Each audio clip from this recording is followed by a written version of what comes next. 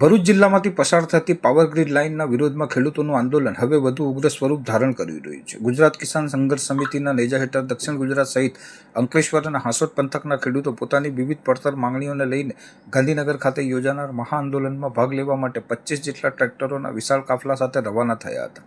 સૂત્રોચ્ચાર અને માંગણીઓના બેનરો સાથે આગળ વધી રહેલ આ ખેડૂત યાત્રા જ્યારે અંકલેશ્વર હાંસોદ રોડ પર આવેલ તુલસી સ્ક્વેર કોમ્પ્લેક્સ નજીક પહોંચી ત્યારે અંકલેશ્વર તાલુકા કોંગ્રેસ પ્રમુખ ગિરીશ પટેલ, ઇકબાલ ગોરી અને ઠાકોર વસાવા સહિતના અગ્રણીઓએ રેલીનું સ્વાગત કર્યું હતું. જોકે આ જ સમયે અંકલેશ્વર એ ડિવિઝન પોલીસે કાયદો અને વ્યવસ્થાની પરિસ્થિતિ જાળવવાની કવાયત હેઠળ આ કાફલાને અટકાવ્યો હતો. પોલીસે ગાંધીનગર તરફ ટ્રેક્ટરો સાથે આગળ વધવાની મંજૂરી અંગે પૂછા કરતાં જ ખેડૂતોમાં ભારે રોષ ફાટી નીકળ્યો હતો. રેલીને આગળ વધવાની મંજૂરી ન હોવાનું કારણ ધરીને પોલીસે મનાઈ ફરમાતા ખેડૂતો અને પોલીસ વચ્ચે ઉગ્ર બોલાચાલી અને ઘર્ષણના દ્રશ્યો સર્જાયા હતા.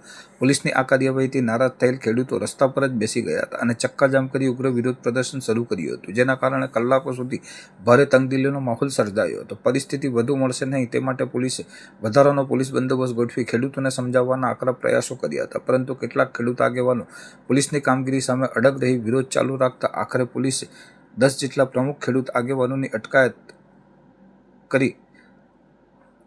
કરી હતી. આ ઘટના અંગે ખેડૂત આગેવાન જયેશ પટેલે મીડિયા સમક્ષ આક્રોશ વ્યક્ત કરતા જણાવ્યું હતું કે તેઓ સંપૂર્ણપણે શાંતિપૂર્ણ રીતે ગાંધીનગર જઈને રાજ્ય સરકાર સમક્ષ ખેડૂતોના અધિકારો અને માંગણીઓ રજૂ કરવા નીકળ્યા હતા, પરંતુ પોલીસ દ્વારા લોકશાહી ઢબે થતા આ આંદોલનને રોકીને ખેડૂતોના હક્કોનું હનન કરવામાં આવ્યું છે. બીજી તરફ પોલીસ તંત્રનું કહેવું છે કે શાંતિ અને સુરક્ષા જાળવી રાખવા માટે આ પગલું ભરવું અનિવાર્ય હતું. જોકે અટકાયત કરાયેલ ખેડૂત આગેવાનોની ઉચ્ચ સ્તરે થયેલ ટેલિફોનિક વાતચીત અને સમજાવટ બાદ પોલીસે તમામ આગેવાનોને તુરંત મુક્ત કર્યા હતા. આ સુખદ અંત બાદ ખેડૂતોની ટ્રેક્ટર રેલી આગળની કૂચ માટે ભરૂચ તરફ રવાના થઈ હતી. 21 જૂન 15 જૂન એના નારા સાથે કિસાન અધિકાર યાત્રા નીકળી. અંકલેશ્વરની પોલીસ, વહીવટીતંત્ર અને સરકારી જે પદાધિકારીઓ છે એને વાલી થવા માટે અમને રોકવાનો પ્રયત્ન કર્યો.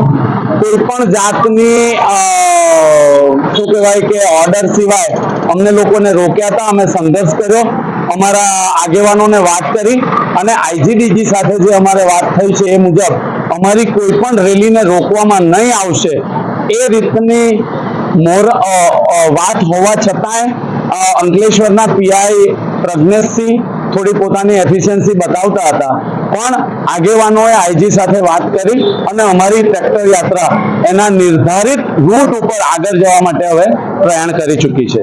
અટકાયત કરવામાં આવી હોય ના, એમણે અમને રોક્યા હતા, ડિટેન કરવાનો પ્રયત્ન કર્યો, પણ અમે ડિટેન્શન નહોતું સ્વીકાર્યું. અમે રોડ ઉપર ઊભા, અમારા જે આયોજન મુજબ કે જો રોકવામાં આવે તો રોડ ઉપર આપણે ઊભા રહી જવાનું, એ મુજબ અમે રોડ પર ઊભા રહી ગયા અને પોલીસ તંત્રએ પોતાની રીતે અગાઉ વાત કરીને, અમારે તો પોલીસના ઉપરીઓ સાથે વાત થયેલી હતી અને અમારું અન્ડરસ્ટેન્ડિંગ હતું.